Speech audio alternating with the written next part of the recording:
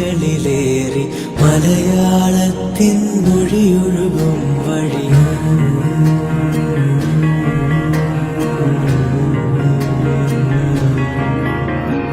ഒഴുകാമൊലിയായി തിരകളിലേറി മലയാളത്തിൻ മൊഴിയൊഴുകും വഴി പടരാം പവിഴക്കലയും താണ്ടി നാദരാഗമായി Radio Rang, color your life.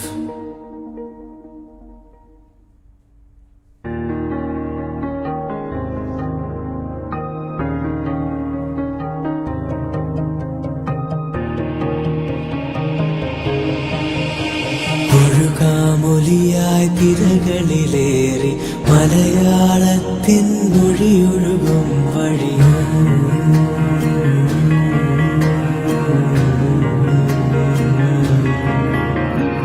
ഒഴുകാമൊലിയായി തിരകളിലേറി മലയാളത്തിൻ മൊഴിയൊഴുകും വഴി പടരാം പവിഴക്കലയും താണ്ടി നാദരാഗമായി Radio Rang, color your life. Hello and good evening everyone. I am Prajisha Anand and I welcome each one of you who are listening to the Radio Rang Facebook page, Unigrade presentation, Unigrade Center away from campus. And today I am very fortunate and I am honored to introduce in front of you to such a speaker, a well-known personality on this island. She is the principal of the Indian School Rifa campus and a specialist in kindergarten and primary education. She is a gold medalist in psychology and done her MBA in education management. As a principal of one of the largest schools, she has always taken the initiative to lead from the front. She is soft-spoken and communicates with ease with everyone. She is mesmerized many of them by her beautiful way of talking in English, and it has its class by her own. Ladies and gentlemen, let me take this opportunity to welcome Madam Pamela Xavier. Good evening, ma'am. Good evening, Prajisha, and thank you for that wonderful introduction. My pleasure. How are you? Very well, my dear. What about you? Excellent, ma'am. I'm so honored to be seated in front of you and actually taking up this kind of a small gesture, and I'm so thankful to Radio Rang for this beautiful opportunity. Likewise, Prajisha. I think the roles are different today. Right?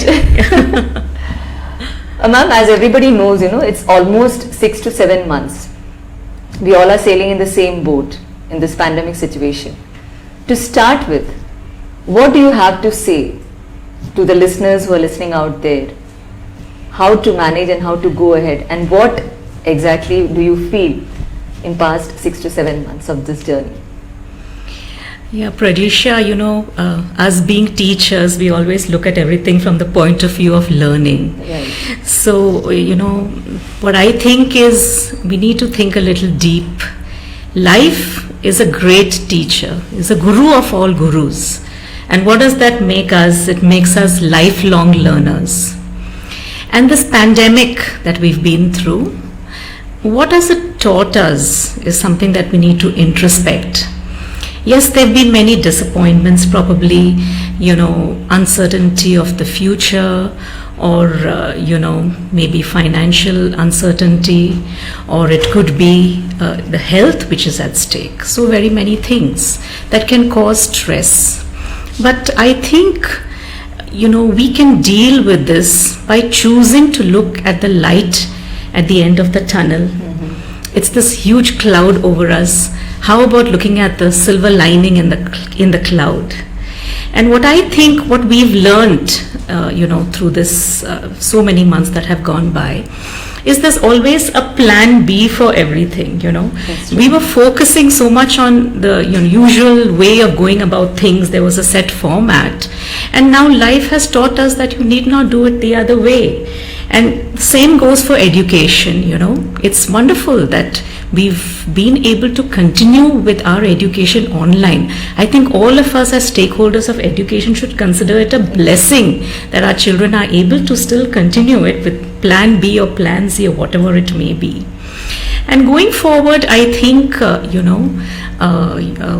all the stakeholders of education, be it parents, teachers, students, we all need to have that understanding deep within us that we are all in this situation and all in the same boat, rather the whole world is in the same boat.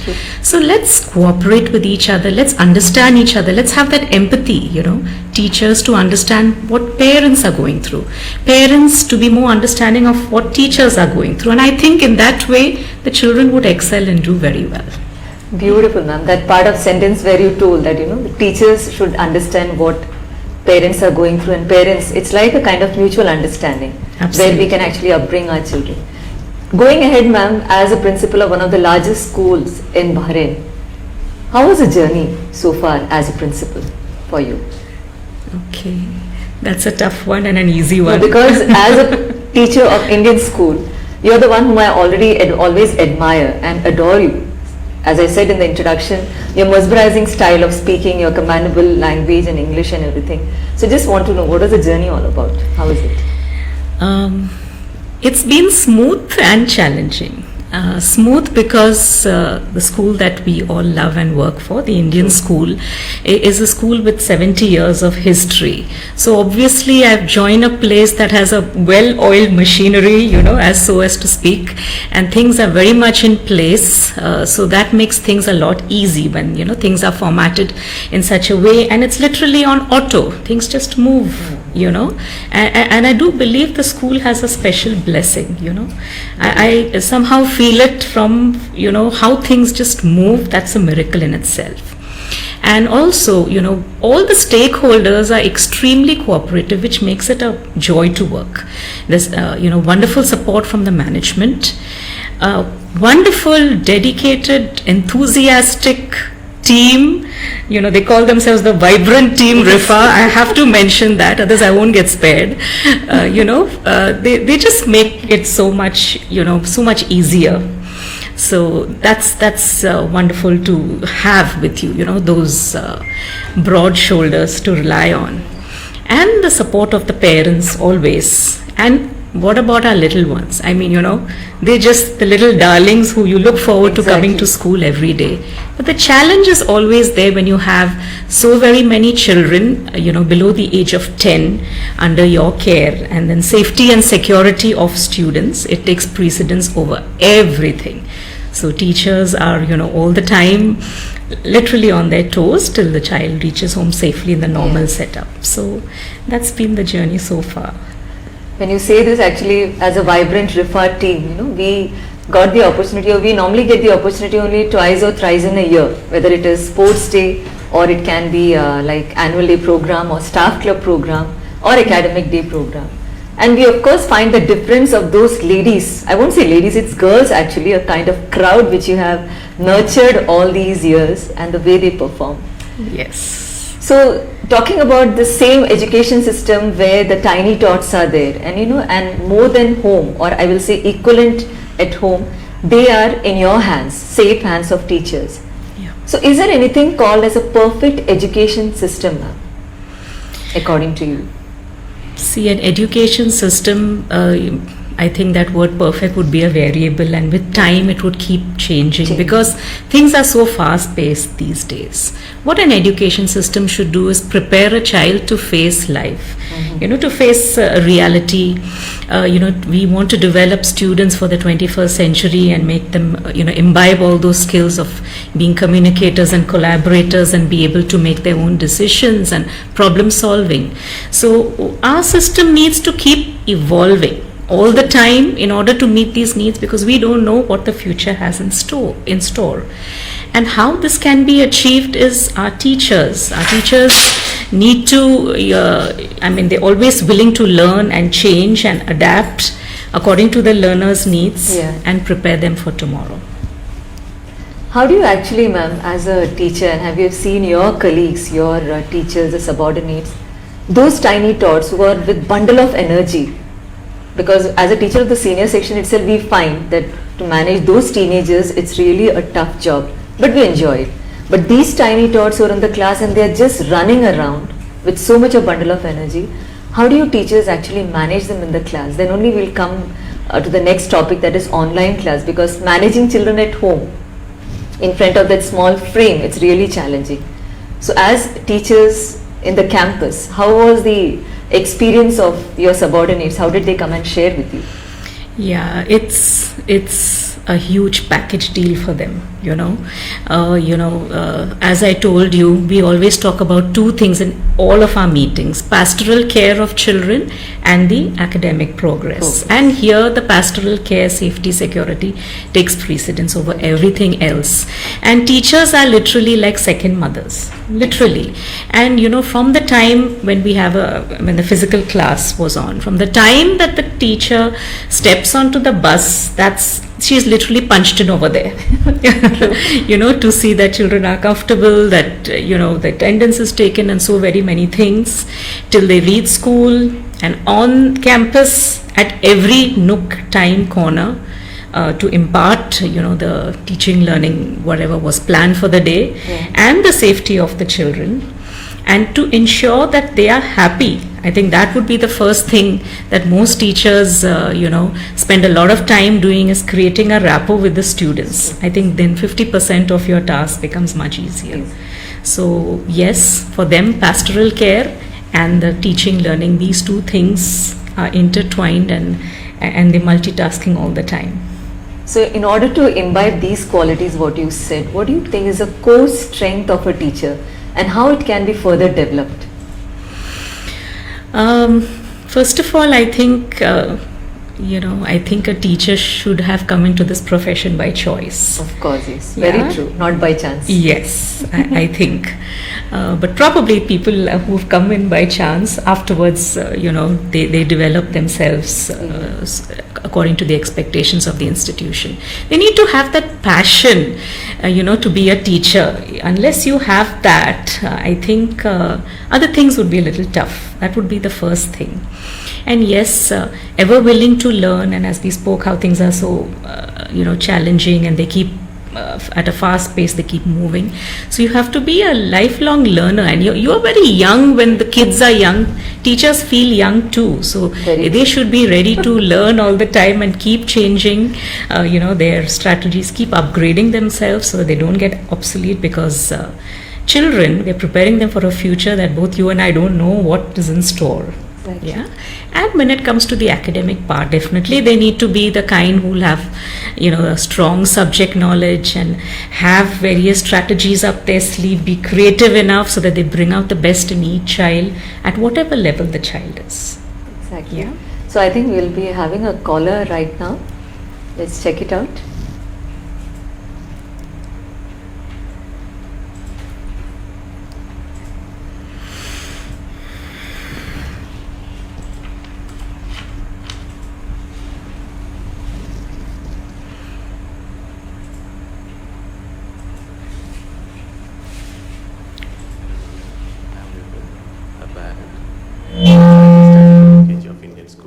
My question to Madam Pamela: how to bring the child to life lessons in an online classroom situation? Thank you. Hello, Mr. Vipin. That was a very interesting question. I think, your child has never seen a school before. It's the first time the child is going to school. So as a parent, I think, you need to sit with your little one and have a heart-to-heart talk and explain to your child to be excited about learning. Like, this is the screen, Children all love technology, and I think that your child will teach us a thing or two about technology. They all love seeing videos and watching things on the mobile. So you need to explain to your child that this is the new format of how learning will take place, and this is your teacher, and all your friends are all online, that kind of, and don't underestimate your child, however young your child may be. So talking to your child, and also, creating a very conducive environment for learning, in the sense that, The child knows that, we mean business at this. This is a particular time for learning. We mean business at this time. A teacher will be there and she will be teaching you certain things. There will be certain things for you to do. So all in all, get them excited about the whole thing. There's nothing, hard and fast of how stringent things need to be, or, likewise. And I think the child should be fine. Ma'am, I think there's the same kind of question which has come up from Lekha Karthikeyan. What she want to say is that what would be your advice to the parents who themselves are new to the system of schooling? In which ways can a parent support the child adapt to the new system? Right. So, if parents are looking at it as a challenge, let's change this challenge into an opportunity. Exactly. Yeah. It's been time and time proven that the more a parent is engaged in the child's learning, the greater would be the learning spurt of the child.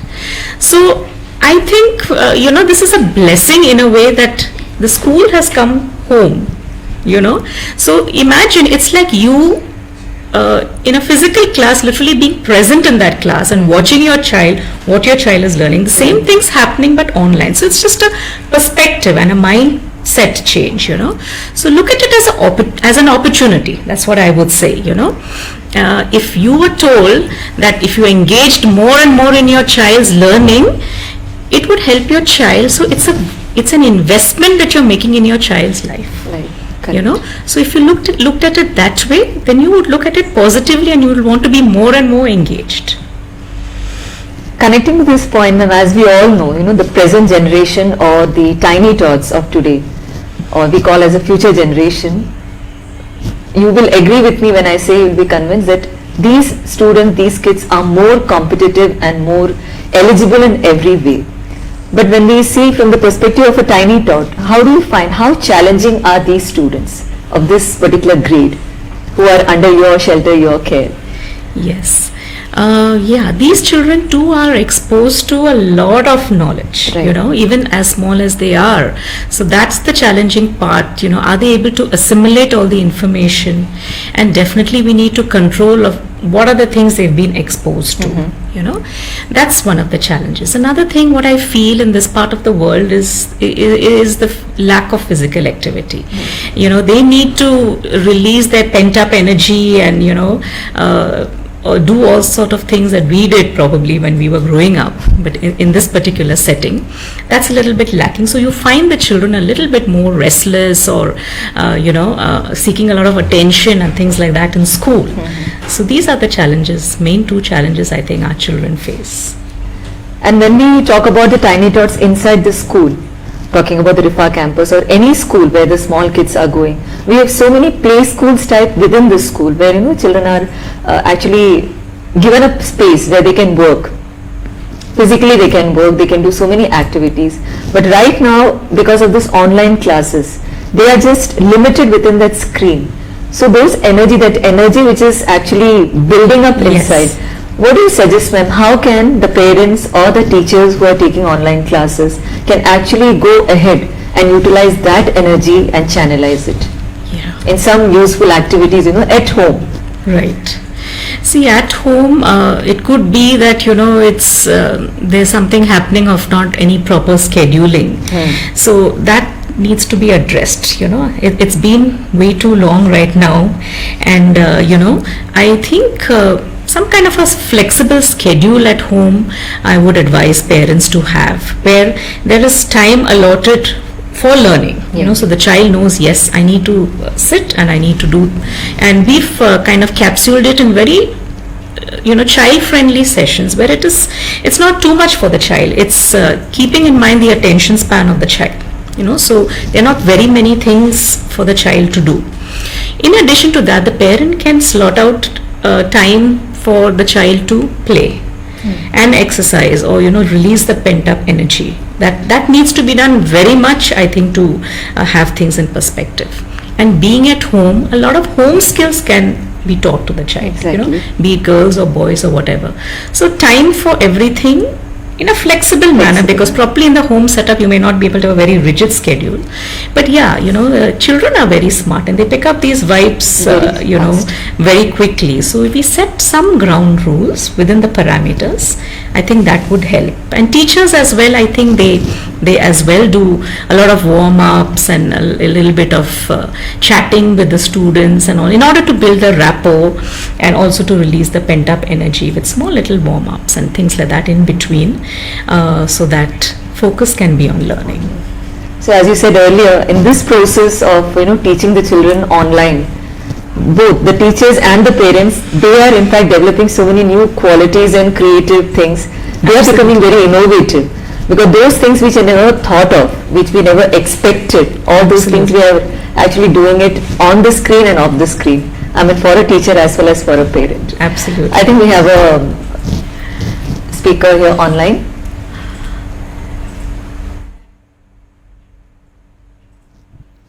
My child is studying in LKG, Indian School of Bahrain. My question to Madam Pamela is, online class is a challenge for the parents too. So what has to be the parent's role in this situation? Thank you so much.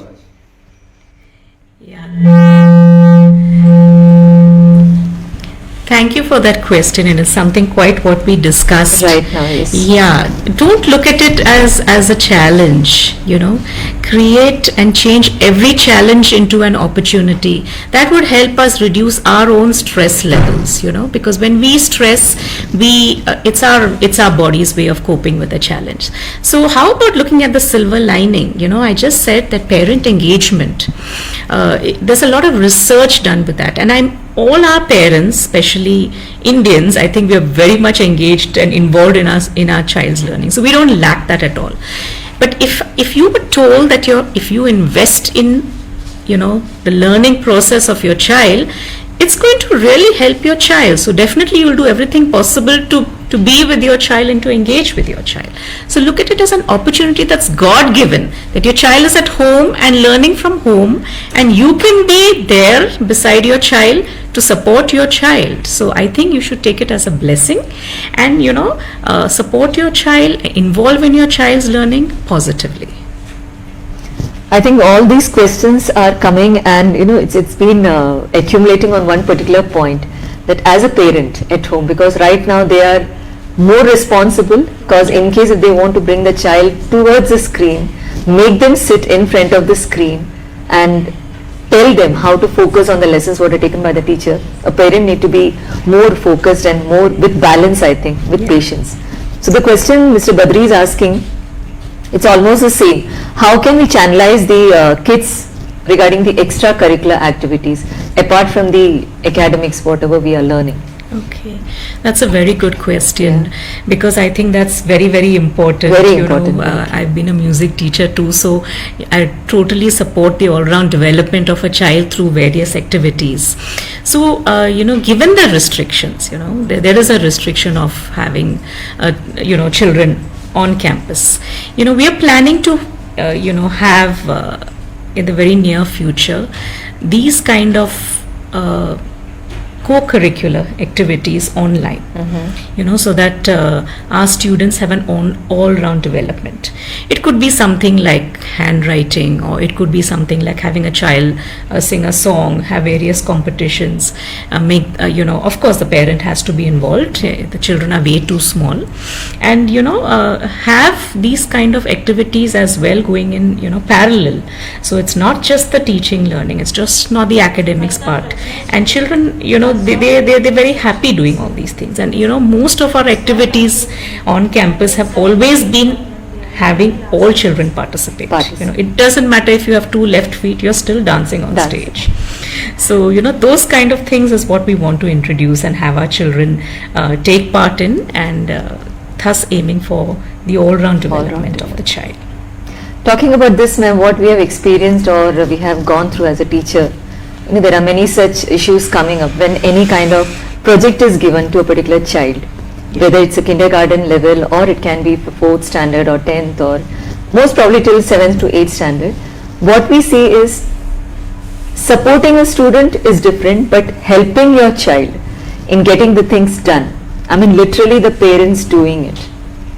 So any project, it can be like what you told, it's like an activity which is given, painting or clay modeling, or it can be any kind of innovative work. What do you think, what message can you give to the parents who just want the work to be done but doesn't give this child a chance to make mistakes? Because we were told by our parents, by our teachers, that through mistakes we learn. Absolutely. Make mistakes and come out of it. But sometimes it happens that parents want the work to be perfect and they want no mistakes made by the children. So the helping kind or supporting what they're doing, what exactly you have to say about it? Yeah, at this age, I think parents do get involved. Yeah. You know, they have to, because it needs to be monitored. And project work is best done in school, according to me, where children are collaborating, and in each one has their own role to do, their part to do according to their level that they are at.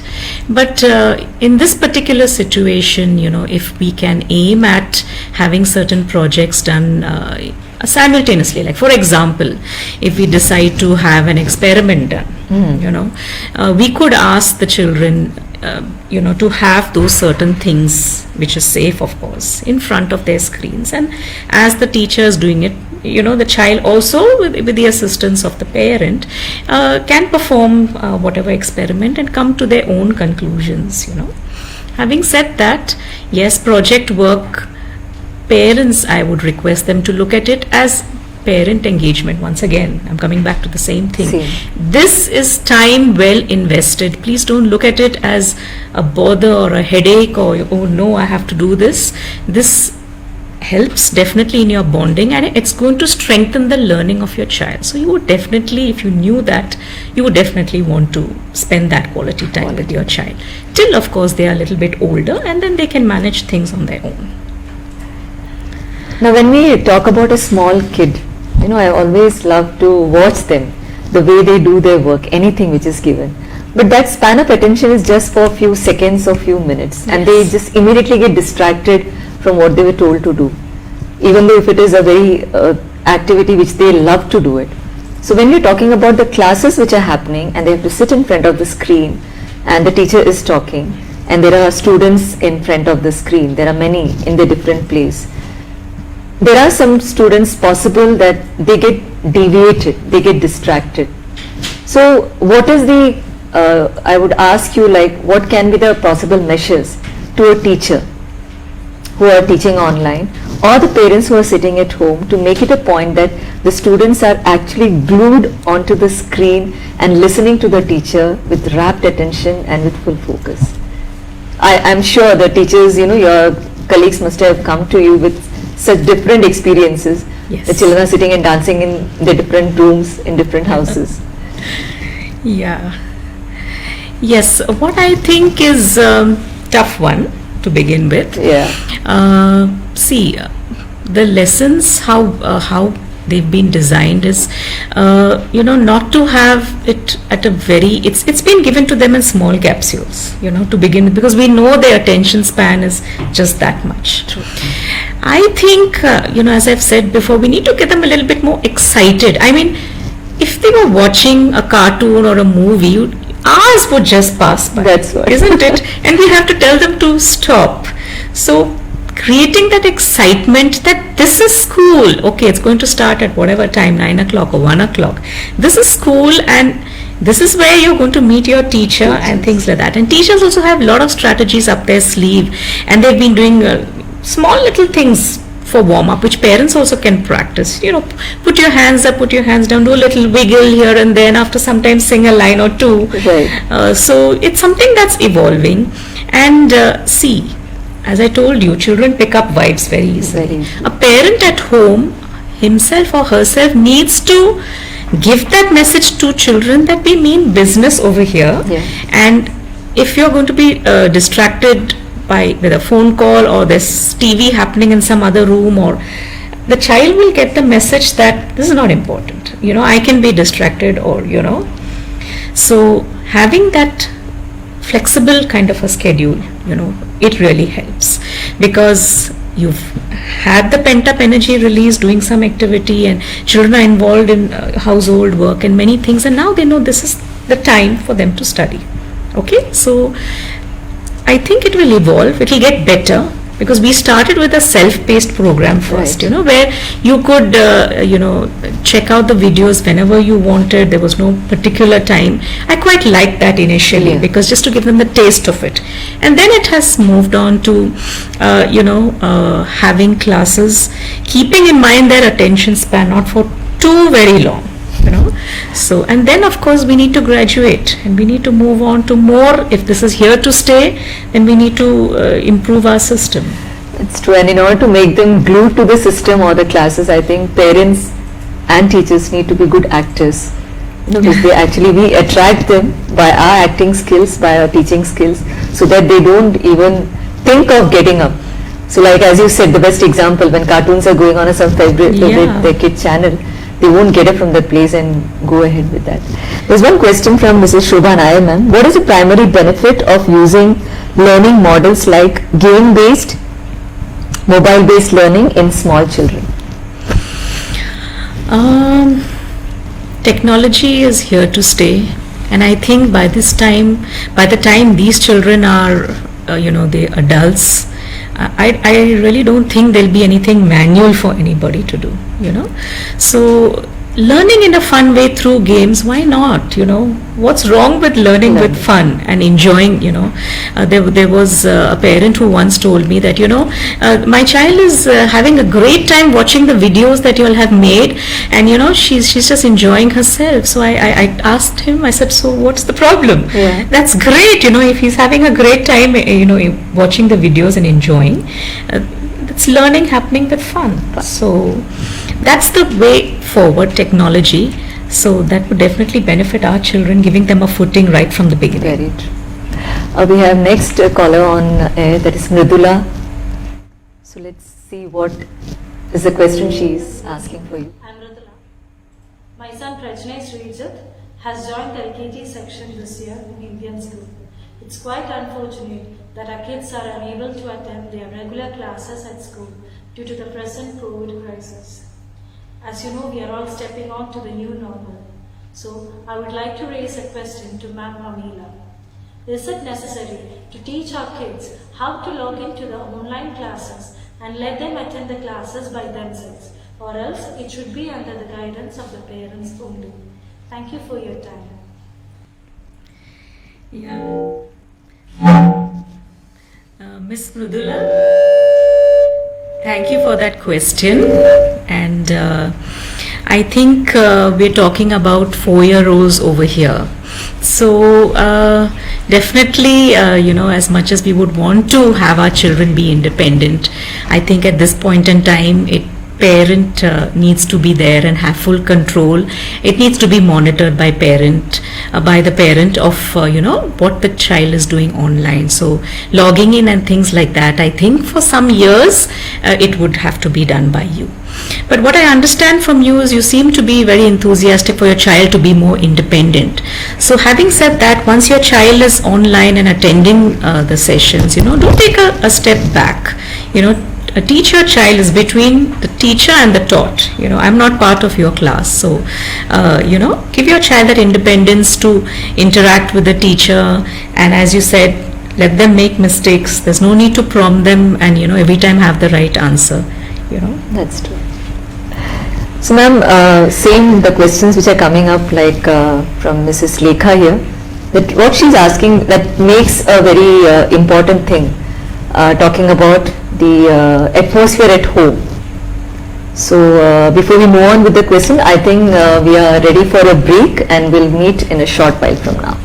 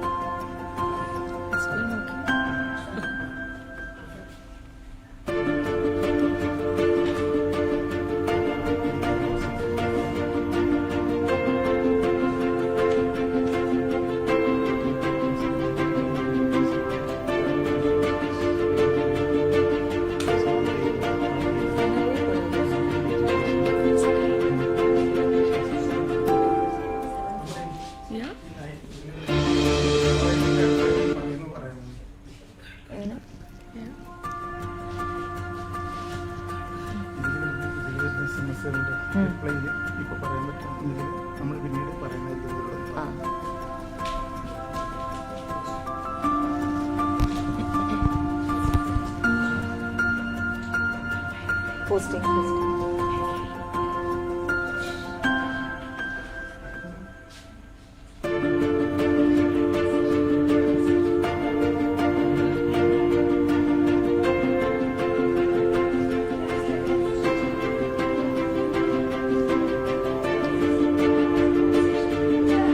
One more session.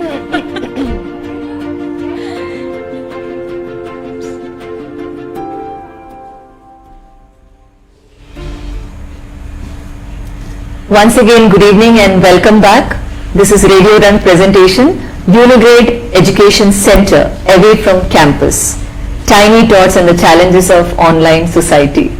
I don't feel like telling challenges, yeah, it's opportunities. And before we proceed with the question where I left it half, I would request the viewers, the audience who are listening and observing us, that whatever questions you have, please keep it in posting on the live page, and in case if it is not replied or answered today, your answers will be responded very sure. So ma'am, the question which came up from Lekha, Yeah. and what we all feel, when a small kid or children are at home, whatever may be the issue between the elder people at home, the parents or grandparents or siblings, that should not be actually given a kind of light to the child. It may mentally affect the person, the small kid. So what is she asking exactly, like what are the suggestions regarding the home atmosphere? Thank you, Lekha. That was a very thought-provoking question. Yeah, I think it's a different scenario for everybody. Now the school has come home, so there needs to be some kind of, as we said, flexible schedule. And may I use the word here, discipline now? Prajisha, I'm sure you like that word. Very much. Being the discipline coordinator. Some kind of discipline, of how the day would progress, If we are still in that mode of getting up at 10 o'clock and sleeping late in the night, and definitely the child is not going to sit. Definitely is going to be sleepy, and, it's not going to go in the way that we want it to go. There was some kind of discipline when children came to a physical school of getting up early and attending the class, going back. There was a schedule, so that needs to be, we need to create a learning ambience at home, Right. or probably at least in that room where the online learning is happening, so that it's for the benefit of the child and to optimize learning. We'll take up a caller, ma'am, online. She's Deepthi. I have a son who is currently in grade 1 in a British curriculum school. So my question for Madam Pamela is, how do you keep a hyperactive child, especially boys, stay seated and focused during an online session? They tend to get quite fidgety, after a certain period of time, say about 10-15 minutes max. Any tips would be very valuable. Thank you. Wonderful question. Yeah. Ms. Dipti, class 1. One needs to understand it's the biggest transition of all. It's when a child moves from kindergarten to kind of formal education. So, children have different ways of adjusting to this. Some adjust very easily. Some adjust with manifestations of various kinds, like the one that you mentioned, because they're moving from a playway, probably some schools have a shorter hours, to a kind of formal education where you have formal subjects and you have Hindi and Arabic and whatnot. Okay. So many parents of class 1 normally say, oh, my child just wants to go back to kindergarten, or my child is not happy to come to school, and so I always say congratulations, because your child is absolutely normal. Yeah, so to answer your question, Ms. Dipti, it could be a transition phase. That's what I think. And ask yourself this question. Again, we're coming back to the home setting and the ambience and the learning environment. What's happening at home? Is it an extended summer vacation going on from February, where there's no real, definite schedule of the day? Where the child is getting the message that, he can be fidgety. Yes. Yeah, so if just try to organize your home much more easier, and you might have grievances even with what's happening online or the method of it, but don't discuss these things in front of your child. That's what I think. It could be discussed with adults. Create a positive image and project to your child that this is important. Coming to the fidgety part, I think if there is some sense of scheduling, that would automatically settle down. If it has not, if your child is able to sit with 10 minutes for 10 minutes, just look at it in small intervals. How can we go up to 15 minutes, for example, So if you're there, and be there when you're there, if you're there assisting your child in the online class, and if you give your child the signal that or there's some distraction and TV going on in some other room, those probably would be little distracting factors. So aim for small things. There are a lot of things that you can do to keep your child's interest, and I'm sure teachers also would be doing it, like in between taking breaks. Give your child a time frame of doing things. Try for small intervals, and I think that would work. Then connecting to this, as Deepti ma'am asked right now, this is fine where parents are there, either mom or dad. One more person is there to monitor. But there are certain houses where the children are left alone because the need of the hour, parents both have to attend the job. Job is that kind of. So in such situation, when online classes start, how do you think that that kind of small kid can manage the online class? As Mridula asked, can we give the permission to go online and log into the device and start their class? This is the kind of question which came into my mind when Deepti was asking this question. Yeah, I think not advisable according to me, and most parents, what they do is, if, we've tried our level best to keep our classes at a time where probably the parent would be home. But it needs to be monitored by an adult. I don't think we can leave it to the child to do. It needs some kind of monitoring. So if they can't manage, they can, within that time, or if the child is not ready, there can be so many factors. It doesn't not necessarily mean that it has to happen every single day. There could be days when the child is not ready for it, or just not in a mood, where then again go back to the self-paced program, go back to the recording, and then see it in their time. So when we speak about these students, all kids are not the same. As we say, 5 fingers are not same. There are children who are very hyperactive, there are who are they grasp it very quickly, and some we put those kids into a kind of category or a class like slow learners. But as per the constitution, it's like any child is supposed to be studying in every particular school. So the question which is put forward by Shobha Nair ma'am is the same, that for children who are slow learners, what is the online process, teaching process, where they can have a follow-up? Because normally when we are in physical classroom, follow-up is done on a regular basis. So during this kind of teaching, she is just actually very inquisitive to ask about it. I think the first few weeks and maybe 1 or 2 months also might just go by just getting the child used to coming online, and for the teacher to get used to the system. I think that teething period will be there. And maybe the teacher may not be able to actually assess the level of the child. Even if there is a small test or quiz given, one may not be able to accurately assess. But after a passage of time, I think classes might increase, you have longer duration and you have more frequency, so there's more interaction between the teacher and the taught. I think at that point in time, the teacher would be able to assess the level of the child. That would be the first step. And of course this is fluid, people move from one level to the other. But if there's a consistent observation that help is needed, I think we need to look at things like remedial and extra support, even if it's done online or offline, for the children. And children surprise us sometimes. Maybe the child might just do well in the online setup. Exactly. You never know. True. But I think we can work on something where we can have an extended learning for the high achievers and something for the low achievers as well. So dear viewers, let me again remind you, if you have any questions, please keep posting it on this particular page.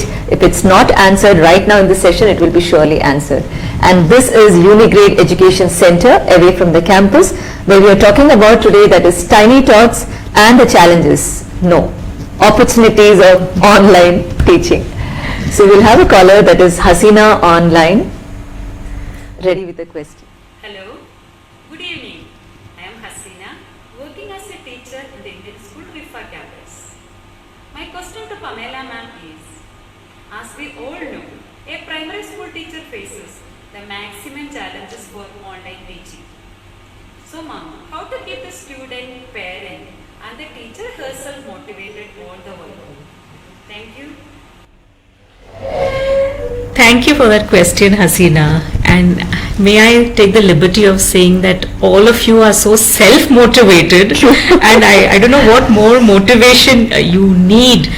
And if only, you already know this, teachers, that you touch the future and whatever you do impacts a child tomorrow. That in itself is a great motivation for you to take up new things. And yes, time and time again, feedback from the parents, of telling you how good you are and how well you are doing things, that will motivate you, I'm sure. And to motivate parents, again, that cooperation between parents, teachers, that helps a lot. And for a parent to have this opportunity of being engaged in their child's learning in the safety of their home and literally have all the fingers in the pie, I think that itself is a big motivation to parents. I think they probably think that we are not the professionals, normally this was done by teachers, and there shouldn't be anything like that. So that itself is motivating for parents if they know that if they invest this time in the life of their child, it would impact their child's life forever. And teachers, if you're motivated, as you always are, and parents, if you're motivated, I don't think there'll be any problem with the child being motivated. So it's what we as adults think and the kind of vibes we pass on to our child, that's going to help our child to be motivated. And I think the teachers are planning and having many things up their sleeve to motivate the child online. Great. So once they have the appreciation of their teachers, and likewise teachers need appreciation from their superiors, which I think I'm going to be more and more generous with, because what you guys do and the way you've adapted to, I think hats off and 110 points to you. I think the teachers of Rifa campus are listening to this beautiful compliment given by the head of the institution. Very true, ma'am, because we the teachers from Isa Town campus, when we eagerly, personally talking about me, I eagerly wait for a kind of function which is conducted in the Rifa campus, whether it is sports or especially the annual day function or the academic award. More than the students, it's the teachers. First of all, the way they beautifully dress up and come, and the kind of colorful attire and the ambience which they decorate and keep it. I mean, any child who doesn't want even to come to the school or that particular function will be definitely driven to that particular force. It's so beautifully done, the way, and sports day, you must have seen children more than them, the teachers are up front and they are dancing, and that is actually taking the children to follow that, like a piper, Absolutely. People The are doing it. enthusiasm is so high that it's extremely difficult to bottle up and That's keep true. it up, keep being the vibrant team, and all those lovely things that you do. God bless you and your families forever. I'm sure all the teachers of Rifa campus may be now on cloud 9. So I'm connecting with this, I've always known that music is your passion, as already you mentioned it. So what we want to know is that how can a music, or how have you tried to integrate or bring or include this music into this teaching concept? Yeah, that's my favorite topic. Right. And I interact very closely with our music teachers. It's such a joy always. So 2 things we've done which we thought would help our children, because children at this age learn very well through music, be it True. dancing or singing. Even they learn a lot of facts through through singing. So one thing we have done is we've had our curriculum revamped, and we've had a kind of a themed curriculum. Not necessarily we have subjects so that it's convenient for us to have a timetable, but the child learns from an umbrella. So if you're having a theme like, let's say, my family, so children would be learning my family through EVS. There would be some mention of it in English, probably through a composition or a lesson chosen, on my family. And likewise, we linked it to music as well. So they should be having a song, to do with family and things like that. So the learning is complete. Another project, what we took, it's a huge task, and now it's become a highlight of our calendar, and it's the Little Performers, the Kiddies Fiesta. Okay. And that's something that happens every year, and it's a performing art project where every student participates. As I told you, you can have 2 left feet, like boys, some of them, but they all take part in a production. I don't think very many schools can boast of it, of having close to 5,000 children all on stage, and we have it very close to our Children's Day. So that it's a Children's for Children program. So here's where the music is integrated, and every class comes up with their performance. So it's such a joy to see, and as with every passing year, the standard gets better and the costumes get better. And it's from here, Prajisha, for your knowledge, that we shortlist the program for the annual day. Okay. And that's how we already have a preview of, how it would look like. And then we try to have a theme, like probably India, or, tribute to Bahrain or Disney, things like that. I'm sure each and everybody connected with Indian school, the parent, the teacher and the student, they're missing all these beautiful things. The parents always wanted to attend it, True. We couldn't manage that because it's an in-house program. So we were working on that, of how to invite the parents. So whenever, inshallah, as they say in this part of the world, we put all this pandemic behind us, and we definitely want to have parents watch their children with their cameras and all in school. And no wonder, because this RIFA campus is doing so beautiful and creative thing, children are very eager, students are very eager to come. Same way we have the next very cute caller online with a very cute question. Let's watch it. Hello teacher, I am Elan. When can I come to school? That's it. Elan, that's all I can say to you. Believe me, your teachers and I, we are waiting even more than you for you to come back to school. But beta, you must understand that your safety is the most important thing for your parents and for us. So that's the reason you're at home, safe with your parents, and you're watching your teacher online. But as soon as things are safe for you, we will call a few of you and a few friends to school every day, and we're waiting for that day when that will happen. Just bear with us for some time more. Meanwhile, promise to be a good boy, listen to your mom and dad, when the online lessons are going on, and do your best and help your mom and dad at home. No wonder. I mean, I just went back to my school days when we were very, very small chintus like, and there were many scenes, definitely not everybody, but it's like crying and parents dragging to school, or rubbing the nose with one hand. But if the teacher, if the head of the institution is so sweet, I can imagine what about the teachers in that particular school and how they're handling all these tiny tots.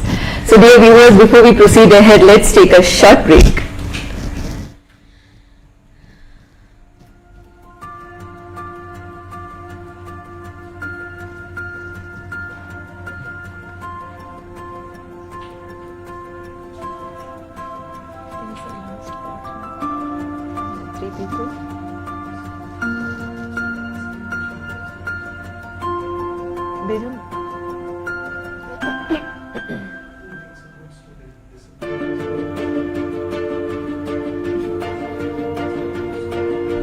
मैं बोलूं कुछ धन्य उद्देश्य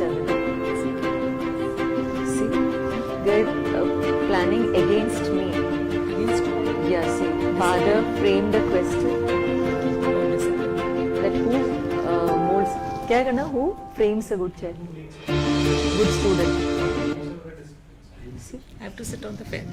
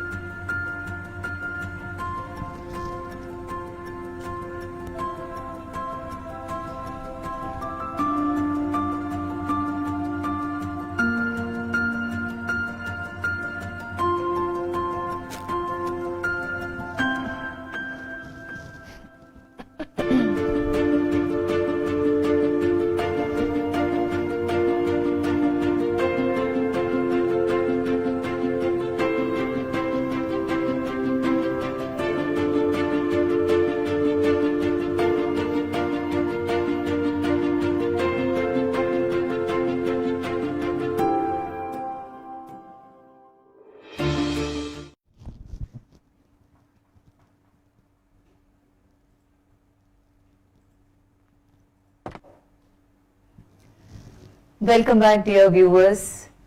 This is Radio Rang presentation, Unigrade Education Center, away from campus, tiny tots and the opportunities of online teaching. And there is one more question which has come up. When we are talking about molding a child, upbringing a particular student in the classroom scenario, the question is, who makes a good student? Is it a loving teacher or is it a disciplined teacher? Thanks for putting me on the spot. Yeah. So what do we understand by discipline? Are we looking at the old concept where there's someone needs to be extremely strict and, scare the daylights of the child?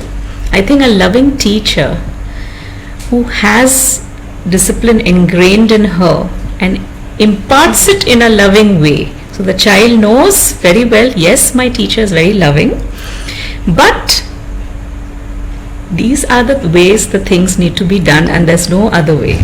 Because we want to instill discipline in our children. It needs to be done in the right manner. That means the child should know there is a thin line. Yes. Even though my teacher is very loving, very pampering, Yes. but beyond that I cannot. That's a beautiful thing. So we have a caller online, Nisha, ready to be asking a question. Hi, hello ma'am, I am Nisha and my son will be attending school in September in UKG grade for the very first time but through online classes. In such a situation, how can the bond between a student and a teacher will strengthen? Thank you. Right. Yes, would like to welcome your child to our school, first of all.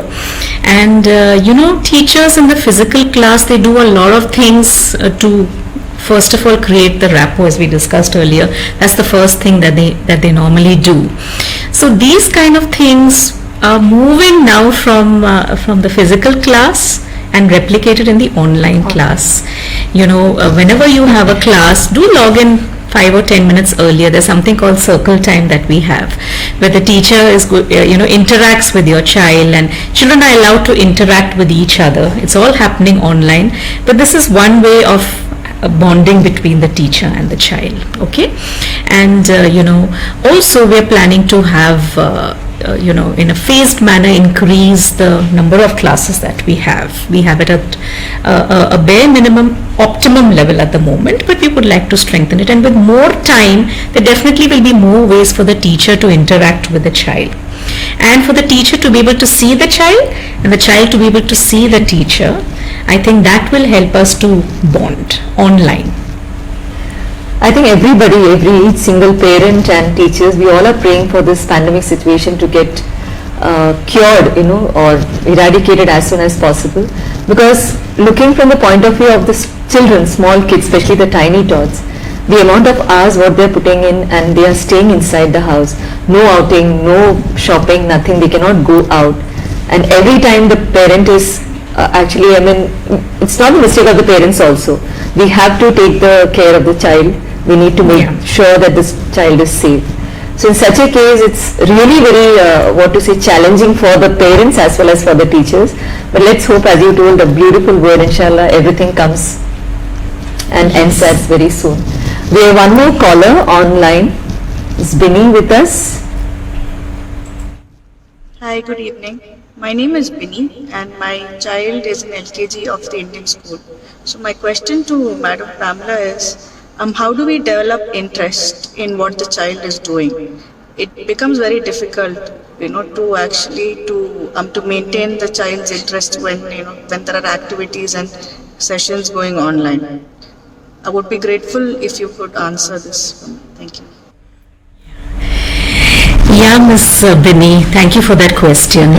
And when the classes are conducted, there are many things that the teachers do to gain the attention of the children and the interest. Small little wiggle up exercises, make your child actually do it. It's there in the lesson with a purpose, so that it breaks the monotony and children get interested in it. And as when you're sitting with your child, be excited yourself about the lesson. The child is going to pick up all those vibes from you, that you're assisting your child and you're sitting with your child and you yourself are enthusiastic about the whole thing. That itself will create a lot of interest in your child. And yes, if things don't settle, there's nothing to worry. Some children would settle more later than the others. You can be in touch with the teacher as well. If things come from the teacher, if the teacher knows that okay, so and so is not sitting or doesn't seem to be interested, she'll definitely take more care online to ask your child more pointed questions. And of course, as I told you, we're planning more things where the child can be appreciated and motivated online. So that would help your child further to have, interest. And the duration of the classes are very short. It's not more than half an hour at a time. So I think that much time the child should be able to sit. If not, give them these small little things, just take a round, come back and sit down. But have that schedule settled in that yes, there needs to be some discipline in attending the class. Connecting with this, ma'am, when we speak about discipline, the moment when the online classes started and it started gearing up, there were many kind of different trolls and different videos which came up. Some way or the other, you cannot say discouraging, but making a kind of mimicry out of this online class, and where the parents, especially the mothers, are seen feeding the child in between the online classes. So if we ask from the parents' point of view, the child is not taking anything, no proper breakfast, so how can he sit empty stomach in front of the screen? How long? And it's like the child doesn't get up. So they have their own problems and their own solution. They have the answers for that. How would you actually suggest, what are the possible measures which can be taken by the parent to see to it that the child comes on in front of the screen with everything ready and just to focus for the class? Yeah, it's all the vibes that we send, Prajisha, to our children, What I think is, if it's no proper scheduling at home and it's one long summer holiday that's just continuing one day after the other, this would be the impact. Whereas if we are getting our children to some kind of mode where there is a time to pray, a time to play, no screen time at all, I would advise that, because they are continuously in front of the screen, either for the class or for their games and things like that. No screen time at all. One needs to have some kind of scheduling, and for that half an hour, 40 minutes, I don't think anybody should be that hungry. That needs to be planned in advance, and so that even the child knows, yes, this needs my full attention, because there'll be a lot of things for me to do. And now that it's here to stay, we all need to know it's going to step up further, So we need to be planned first and pass on those vibes to our little ones that the online class is business happening. It's like being in the class, and it needs to be done with certain reverence for the teacher and the teacher, what she's teaching, and the follow-up that needs to happen. Because this is the problem where many of the parents, the neighbors or maybe the friends and their colleagues, they have spoken about this. Children, they don't eat, they don't want to, and moms are running behind them to feed them, so that at least they are not sitting in front of the class with empty stomach. I mean, that's also a concern if you look from the perspective of a parent. We have a caller online, Shabana Faisal. Good evening. Myself Shabana Faisal, parent of Rubaid Faisal, studying in grade 1 Indian School, Rifa campus. Today my question is to Madam Pamela, and I would like to know from her what are those additional efforts that the teachers have put in to make the online classes more interesting when compared to the classroom sessions.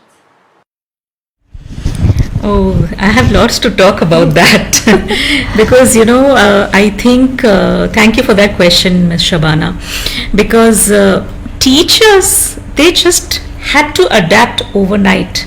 They just had to burn the midnight lamp and learn things, practice how they would get online, and how they would conduct the lesson, how they would make a presentation, and practice, have a lot of sessions and practice sessions, and they just did it. So that was the first thing that I think all our teachers, there was no user manual of how you can conduct an online class when the pandemic struck at that point in time. We needed to figure out ourselves how are we going to do it in the best possible way. So what we went ahead was like a stepped approach. The first thing we thought was to make it interesting, as her question goes. For little ones, it's probably not good for just the teacher to be talking all the time, and it needs to be something that attracts the child's attention. So videos were made where there was an opportunity to have music in it and colorful pop-ups and things like that, so they would watch it and unknowingly learn their lessons, so that made it more interesting. And then we progressed to the online class where the teacher is talking, but she has many colorful things to show the child, so that the child's interest can be maintained throughout that half an hour, 40 minutes, and so that the child feels interested in the whole thing. And yes, we definitely don't want to stop there. We want to improve our own procedures and our own strategies, and we'll definitely have now moving up to the next part where we'll have to have more classes if this is going to continue online for in the best interest of our children. We would be having more classes with more duration, more interaction, in order to maintain the interest of the children. Ma'am, when we speak about the present scenario, there are so many cases of depression and stress, and I mean the people, youngsters, teenagers, anybody, maybe due to their financial situations or lifestyle or standard of living, or the stress which is coming up from different sources. Now, as you as a person, who is dealing with the subject known as psychology, and I'm 100% sure the way you answered Ilan's question with so many beautiful words, which creates a connectivity. So, seeing the present situation where the students are not allowed to go out, they cannot mingle with their friends, there is nothing called as outing or picnic. Do you think it may create any kind of negative remark on their mind? Any kind of effect or pressure on them, those small tiny thoughts? Again, I think here, yes, there would be some pressure, because the things that you were used to doing in all these years, suddenly you're not doing it, So the best way to address it is our attitude. If we're going to fight it that, oh, I can't go out, and oh, I can't meet my friends, and it's something we can't do, for your own safety. So to change your attitude and to adapt yourself, okay, so how else can I be happy? I can't go out, so I need to be in the house. How can I be useful? How can I use my energies, channelize my energies in a more positive way? So one needs to, your perspective, you need to work on that. And adjustment is a huge process, you know, even in psychology and even in our day-to-day life. So your mindset of how you're going to adjust, your positive outlook, as I said in the beginning of the session, look at the silver lining. There's a huge cloud, but can we choose? Yes, the cloud is there, we can't ignore it, but can we choose to look at the positives? I think that should be the way ahead. And one more thing, what's questions which are coming up like in different format, that even though it's a pandemic situation and we know nothing is certain, everything is unpredictable, still there are few parents who are very much concerned with the marks, the results, you know, the outcome, what the child is going to bring. They know that this is a situation the child is not able to focus, or maybe because of this online classes, in spite of all the effort taken by the teachers. So how can you pass on a message to those parents that results are definitely not the final thing? Because we cannot blame them also, the parents also. They want to see to the children that they are coming up in front and they are excelling in their own field. Yeah, I would like to tell the parents, you know, I mean, probably it's easier said than done. Don't worry. You know, this is something new that we all are in it together. So if the situation has changed, we adapted it and changed our teaching style. Tomorrow maybe the assessment also will change, you know. You cannot expect that the kind of assessments that we were doing in a regular setup, that the same thing is going to apply, and one shoe does not fit all. So, you know, leave it to us. Don't worry. Let's take it one step at a time. Let the learning happen. Let the learning happen and let the learning be embedded in your child. And when it comes to assessment, we will guide you of how we're going to conduct it and what are the means and how flexible it's going to be. And there's nothing for you to worry about and be a Marxist. Marxist. That's a very beautiful word. I loved it. And ma'am, when you're talking about you know, the students and the tiny tots and everything, tomorrow is our day. Oh yes. We cannot forget that. And we have got a right person today in front of me, and I am sure all my teachers, my colleagues who are listening to me, they would be really eagerly waiting, especially the colleagues, the subordinates or the teachers from RIFA campus, just to listen some inspiring and motivational statements from their a person who is an inspiring a model for them, a role model for them. So what is the message, ma'am, on the Teachers' Day occasion for all the teachers who are listening to you?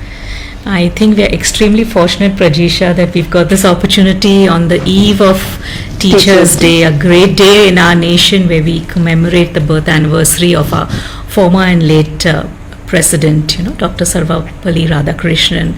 It's a wonderful opportunity for me because normally we celebrate Teachers' Day with what fervor and there's so much of enthusiasm, but this year we have to do it online. So my message to all the teachers out there is very simple. Happy Teachers' Day. This is your day. And you impact the future. You touch the future. You are responsible for creating all the professions in the world. I mean, who can talk about that? So, you know, be proud of yourself, for you do much more than teach. So, happy Teachers' Day once again, and I want to thank you for all that you do, not only yesterday or the day before, what you do every single day behind the scenes, and all that you did to adapt to the online teaching. It's not gone unnoticed. God bless you and your family abundantly for that. And to the parents as well, I would like to say happy Teachers' Day to you too, because you are your child's first parents, you know, and believe me, the home is the child's first school. So happy Teachers' Day to all of you, and you know, let's kindle the flame and let the learning happen. Thank you, ma'am.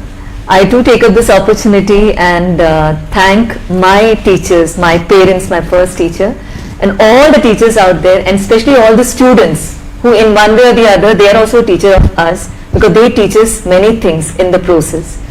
So we'd like to conclude this beautiful Radio Rang presentation, Unigrade Education Center away from campus, where we were talking about the tiny tots and their opportunities on online classes.